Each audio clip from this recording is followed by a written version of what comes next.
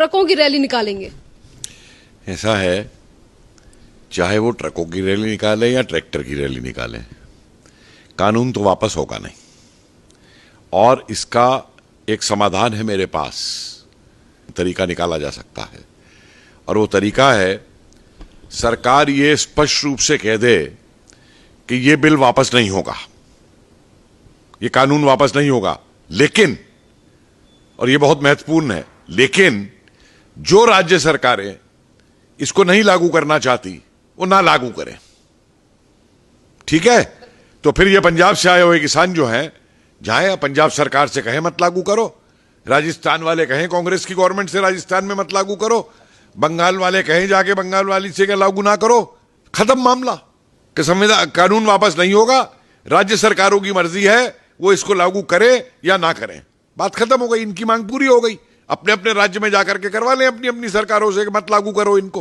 किस बात का आंदोलन? फिर ये तमाशा बन गया है एक आंदोलन का कि खुद तो राहुल गांधी पिकनिक मनाने और न्यू ईयर ईव मनाने इटली चला जाता है और वहां से जाके कह रहा है कि यहां किसान ठंड में लड़ रहे हैं। अरे अगर तू नेता था असली किसानों का तो मैं देखता ये खुद बैठता किसानों के साथ धरने पे आकर के इतने दिन तक। अगर ये नेतागिरी अपनी उसकी करना चाहता है कांग्रेस की, राष्ट्रीय आंदोलन के दिन इस तरीके से बैठा जाता था भूख हड़ताल पे, और हड़ताल पे बैठता आधे दिन भी रह सकता है भूख हड़ताल पे, खुद इटली में बैठ करके पिज्जा खा रहा है। वही ममता 1-1 रुपए का आलू खरीद रही है किसानों से, बांग्लादेश स्मगल कराती है, 40 रुपए किलो कलकत्ता में भिजवाती है, सारे उसके बिचौलिए हैं उसकी पार्टी के। और ये जो साफ मैं बात कर रहा हूं आपको, ये जो बैठे हुए हैं ये आड़तीए हैं, ये जो बैठे हुए हैं ये वो धनी किसान हैं जिनके पास 100-100, 200 एकड़ जमीन है। किसान वो होता है जो खुद खेती करता है अपना, और वो किसान आज भी खेती कर रहा है, अपनी फसल उगा रहा है, और सरकार ने जो सहूलियतें दी हैं उन सहूलियतों को लेकर चल रहा है।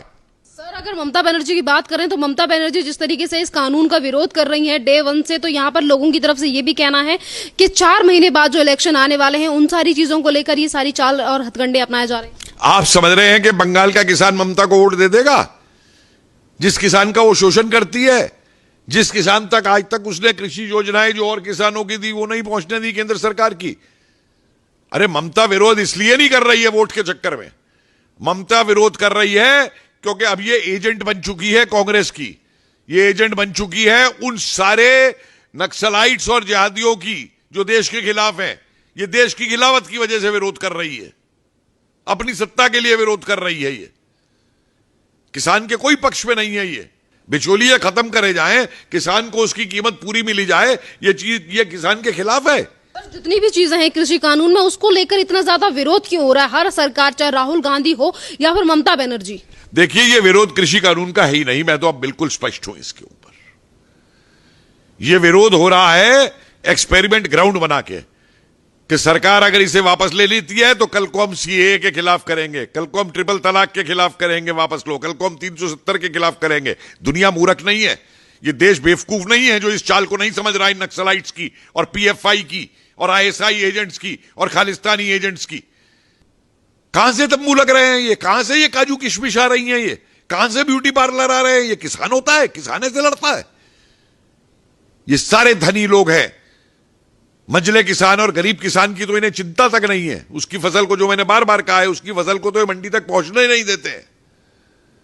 तो सीधा काम सरकार करे कि कहे कानून हम वापस नहीं लेंगे, जिस राज्य को लागू नहीं करना है वो राज्य इसको ना लागू करे, और अगर राज्यों में लागू नहीं करवाना है तो ये जाके किसान अपनी राज्य सरकार से बात करे। हमने खुली छूट दे दी है राज्यों को कि लागू करें या ना करें। ममता बनर्जी की बात करें तो पश्चिम बंगाल में तमाम समस्या है, उनको लेकर ममता बनर्जी कभी भी बात नहीं करती कि किस तरीके से बीजेपी के कार्यकर्ताओं को दिन दहाड़े मार दिया जाता है और वहीं पर बीजेपी की रैली में जूते तक चलाए जाते हैं। उसको लेकर ममता बनर्जी कुछ नहीं कहती। अगर बात रही कृषि कानून की तो उसको लेकर ये कहती है कि हम उसे लागू तक नहीं होने देंगे, यहाँ पे आने नहीं देंगे। आप बताइए, ये वो है जो कहती थी मैं सीबीआई को ऑपरेट नहीं करने दूंगी बंगाल के अंदर।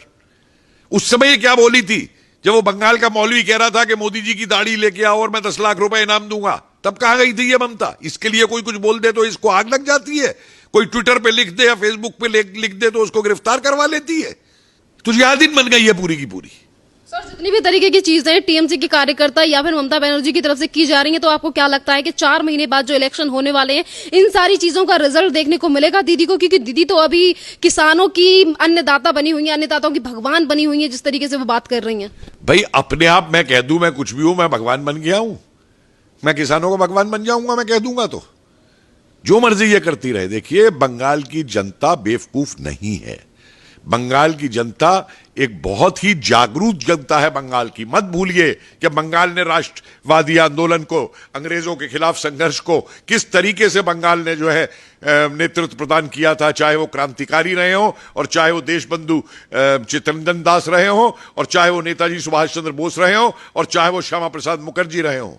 किस तरीके से इन लोगों ने बंगाल को बचाया था और बंगाल के लिए कुर्बानियां दी थी। बंगाल की जनता बेवकूफ नहीं है और ना ये बंगाल की जनता अब नक्सलाइटों और लेफ्टिस्टों के कहने पे चलेगी और ना राष्ट्र विरोधी तत्वों के ऊपर चलेगी, ना उनके ऊपर चलेगी जो बांग्लादेश से घुसा घुसा करके यहां पे लोगों को यहां की नागरिकता दिलवा रहे हैं। सर अगर विपक्ष की बात करें तो जितनी भी विपक्षी पार्टियां हैं या फिर यानी कि जितनी भी राजनीतिक दल हैं, चाहे फिर वो केजरीवाल हों या फिर तमाम अन्य नेता हों, आखिरकार ये इस तरीके की बातें क्यों कर रहे हैं? और यहाँ पर किसानों की अगर हम बात करें, जो आंदोलन चल रहा है उसमें मीटिंग हो रही है, बार बार पीएम नरेंद्र मोदी समझाने की कोशिश कर रहे हैं, पर उसके बावजूद भी किसानों की तरफ से जो आंदोलन हो रहा है उसमें से कुछ लोग निकलकर सामने आ रहे हैं और ये कह रहे हैं कि हम किसानों के नेता हैं और वो डेटे भी बता रहे हैं कि हम तब तक आंदोलन करेंगे। देखिए ऐसा है, मैं बार बार एक बात कह रहा हूं कि अब ये किसान आंदोलन नहीं रहा है। आप देखिए ना कि आंदोलन में तब मानता हूं जब कोई भी आंदोलन होता है तो उस आंदोलन के अंदर अगर किसी बात को लेकर आंदोलन होता है तो उस बात का समाधान निकाला जाता है बातचीत करके। उसमें ब्लैकमेल और थ्रेटनिंग और ये धौस नहीं दिखाई दी जाती है। इन्हें मालूम है स्टेट पावर क्या है, ये क्या धौस दे रहे हैं ये। और जिस दिन सरकार ये बात कर देगी जो मैं कह रहा हूं, तो आप देखिए ये जितने असली किसान हैं वो यहां नहीं रहेगा। अगर कुछ है भी तो इनमें वो नहीं रहेगा यहां पे, और यहां पे रह जाएंगे सिर्फ देशद्रोही वाले जो बैठे हुए हैं। और इनको इसके ऊपर जो सरकार डंडा चलाएगी, इनका इलाज देखिएगा क्या होगा। ये योगेंद्र यादव किसान नेता है, ये प्रशांत भूषण किसान नेता है, वो मेधा पाटकर किसान नेता है, वो जो शाहीन बाग वाली वहां पे जाके बोली वो किसान नेता है।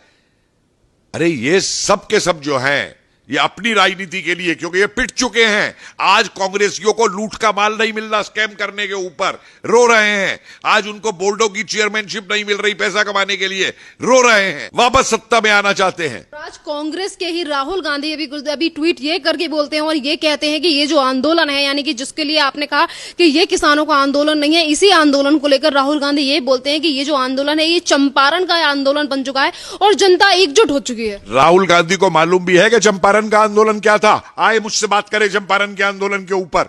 इसको मालूम है बाबा रामचंद्र का अवध का आंदोलन क्या था, जहां से नेहरू ने राजनीति शुरू की थी। इसको मालूम है मोतीलाल तेजावत का आंदोलन क्या था उदयपुर के अंदर। इसको मालूम है सीताराम राजू का आंदोलन क्या था आंध्रा के अंदर। इसको मालूम है स्वामी स्वयजानंद सरस्वती का आंदोलन क्या था, किसान का आंदोलन। अरे जो आदमी काली भैंस के बछड़े में और काली गाय के बछड़े में अंतर नहीं बता सकता, वो किसान आंदोलन समझा रहा है क्या था। ये तो 4 किसान नेताओं के मुझे नाम गिना दे स्वतंत्रता आंदोलन से पहले। कांग्रेस सिर्फ इनका इस्तेमाल करती थी, इस्तेमाल कर रही है। सन 47 के बाद से इसकी कांग्रेस ने क्या किया है किसानों के लिए। आए मुझे बहस करे मुझसे आकर के, ट्विटर पे लिखवाना ना, ये इसके नक्सलाइट बैठ के लिखते हैं ट्विटर के ऊपर, ये खुद नहीं ट्वीट लिखता है। हिम्मत है तो आए मुझसे बहस करे, बाद में औरों से बहस करे, आए किसानों के इतिहास के ऊपर मुझसे बहस करे। मैं तैयार हूं इनसे बहस करने को। धन्यवाद सर।